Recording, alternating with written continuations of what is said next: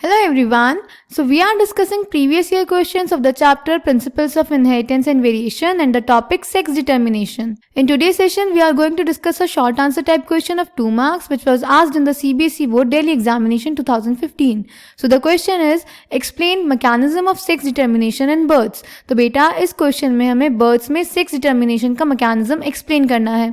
So let's check the answer. तो बेटा birds में जो सेक्स डिटर्मिनेशन का मैकेनिज्म होता है वो होता है फीमेल हेट्रोगेमेटी टाइप, यानी बर्ड्स में जो फीमेल्स हैं वो 2 टाइप के गैमीट्स प्रोड्यूस करेंगी in reference to the sex chromosomes. यानी फीमेल बर्ड्स के पास 2 टाइप के सेक्स क्रोमोसोम्स होते हैं, that is Z and W, और मेल बर्ड्स के पास 2 सिमिलर टाइप के सेक्स क्रोमोसोम्स होते हैं, that is Z and Z. इसीलिए वो 2 सेम टाइप के सेक्स क्रोमोसोम्स वाले गैमीट्स प्रोड्यूस करेंगे. Clear? So the answer is birds show female heterogamety. Here 2 different types of gametes in terms of the sex chromosomes are produced by females.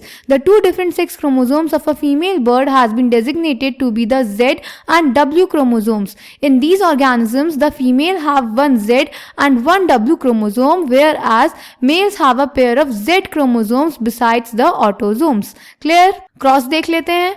Parents male Z and Z होगा, similar type के chromosomes होंगे male birds के पास, और female birds के पास 2 dissimilar type के chromosomes होंगे Z and W along with autosomes. फिर जो गैमीट्स बनेंगे, मेल 2 सेम टाइप के गैमीट्स बनाएंगे Z एंड Z, और फीमेल 2 डिफरेंट टाइप के गैमीट्स बनाएंगे Z and W.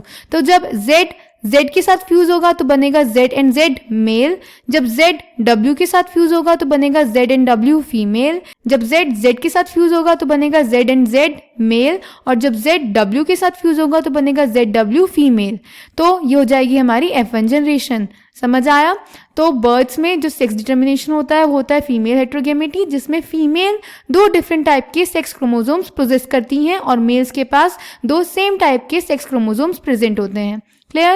So I hope this question is clear to you. Thank you.